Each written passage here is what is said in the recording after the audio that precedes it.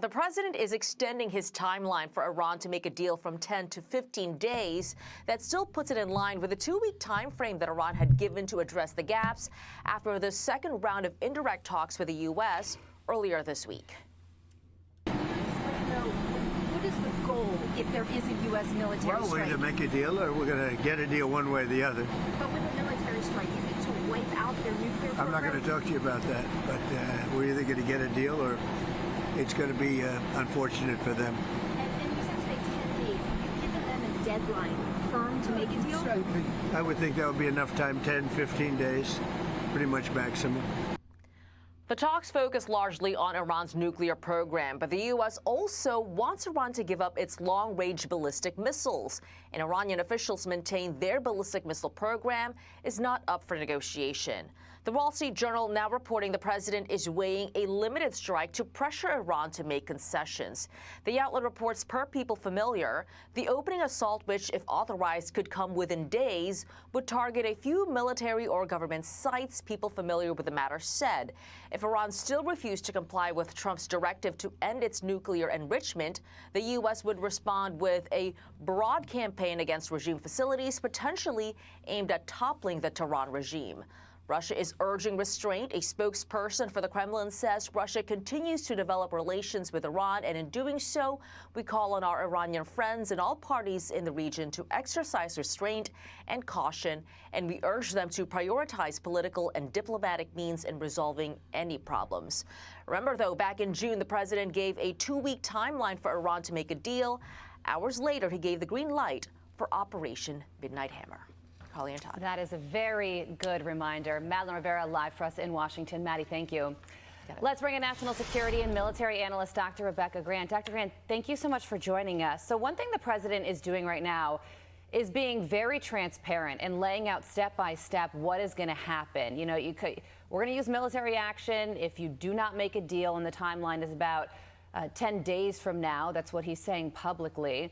But, you know, it feels like the Iranian regime is showing no signs of budging or even taking the president seriously. So where does that leave us? What happens next? 10 days, 15 days, we are in the countdown phase for potential strikes on Iran.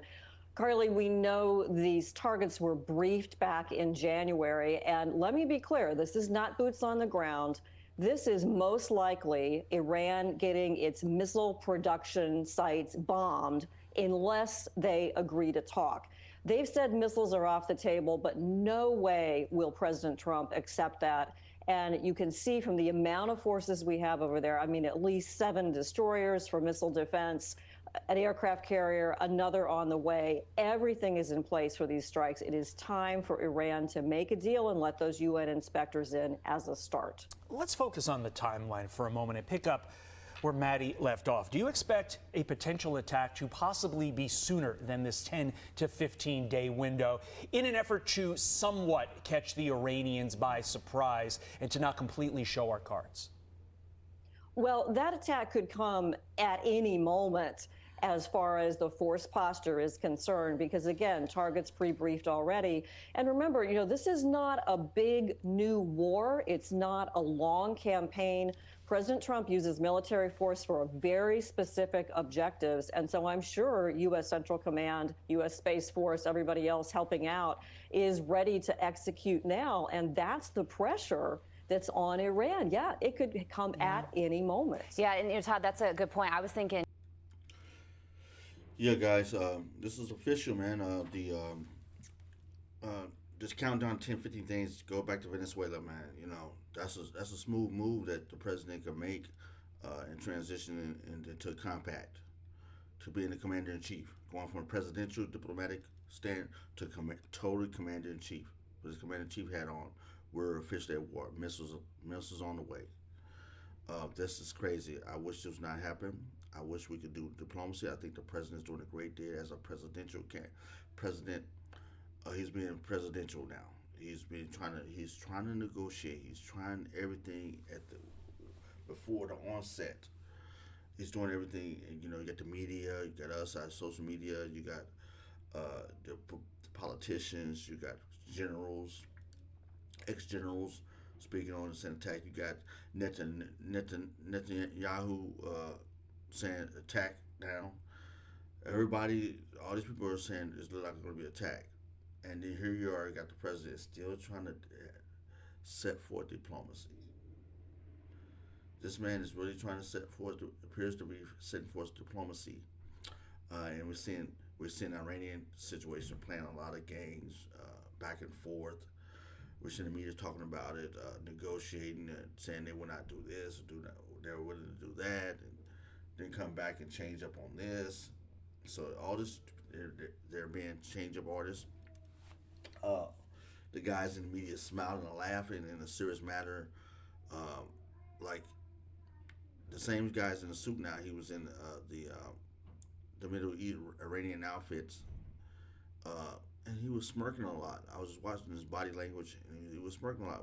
I hope you guys noticed that, laughing a lot. I'm like, but I looked at the counter negotiation team, which was the U.S. They weren't laughing at all. So that's when I said in my last recording, what is he taking this serious? Is he then they're doing a best said they're backdooring financially, they're putting money out to get out. I don't know, man, if they're just setting up to go to war and sustain this as a proxy war from an exterior standpoint, or they are ready for what the U.S. the U.S. ready to lay down on them. I don't know. This is just interesting.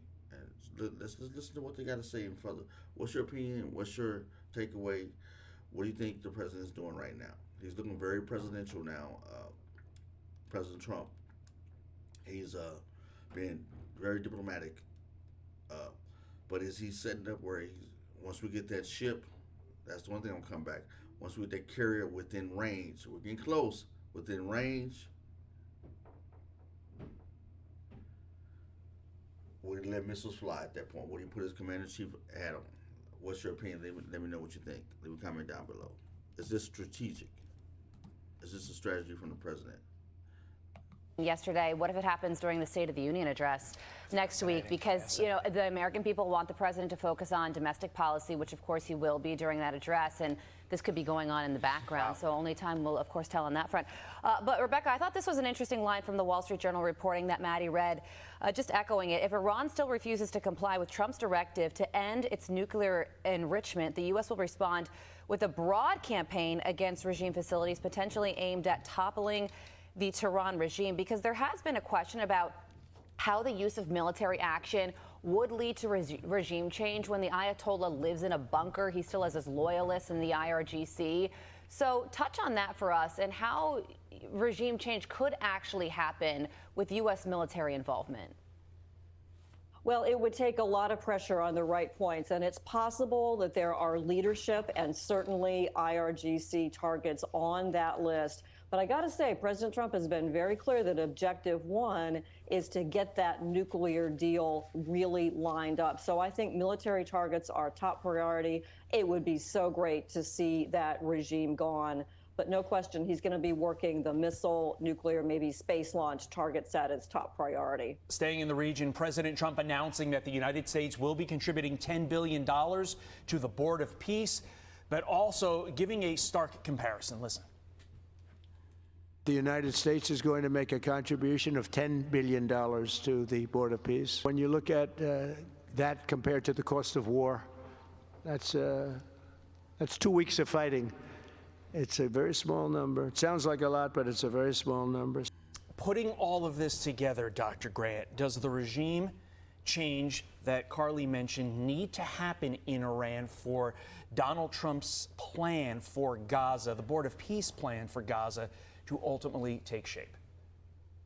Well, President Trump says that even Midnight Hammer helped that out. And I loved that Board of Peace meeting yesterday. This is the path forward for Gaza. Don't forget, a specific UN resolution has chartered that Board of Peace to go ahead. FIFA will build soccer fields. Countries are donating. It's a great pushback against China and Russia's diplomatic influence, too. So this is the way ahead for Gaza, and only President Trump could have thought this up and pulled it off. It's looking good. Yeah, it certainly is. Hey, guys, look at that title, Border Peace.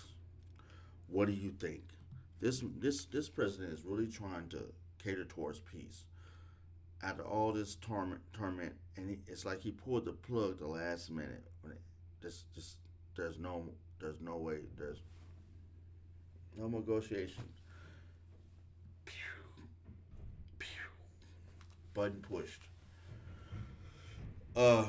Yeah, he said that's 2 weeks of war. Let's try to have peace, man. He's using all his natural celebrity, his presentation, his marketing geniuses, using everything to try to get these Iranian people to come to the table and let's negotiate.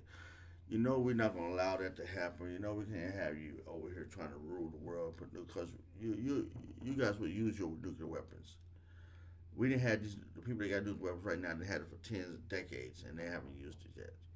So you guys, you're known to you kill tens of thousands of people without nuclear weapons. You're known to. It's nothing to you. We can't afford to have you have nuclear capabilities. That's not. You're not competent, in my opinion. That space is not national sovereignty. Is not competent to hold nuclear warheads. I think a certain message they would probably use them, just on their behavior. If all the killings we've been seeing over there, all the mishaps over there. I'm gonna say it that way, over there in the Middle East, under this watch, and the media that was able to get out, all of what we've seen over there, and the wreck, just endless harm done to citizens over there. We gotta recognize that this entity, this regime, does not really hold life over its power at a high level for what they've been doing. So, what's your opinion? Leave a comment down below. Let me know what you think. He's really trying to have a support and build and put money in the right place. And it's not gonna get if we don't do this, if the government don't step in, then U.S. and Israel don't step in, it's not gonna be. It's gonna continue to be. It's too much pain. It's too much trouble. It's too much problems over there. Too many decades. Too many years. Too many hundreds of years. This is not the beginning. This is how that area sustained itself, through force. And I believe that's all they know is force. And so I wish it would be different, but it seems to be moving in the right direction. What do you think? They were coming down below. I would like to know your opinion. What do you think? Are we going to war or not? I'm going to say we're looking like going to war, period. And it's looking like it's setting up like the Midnight Hammer of Venezuela. We don't know when it could happen. It could happen in the next 10 minutes. We don't know. But it's bound to happen. What's your opinion? Leave a comment down below. Let me know what you think. I hope we don't go to war. I prefer peace over war any day. I believe saved life is better than lost lives. What's your opinion? Leave a comment down below. I'd like to hear from you.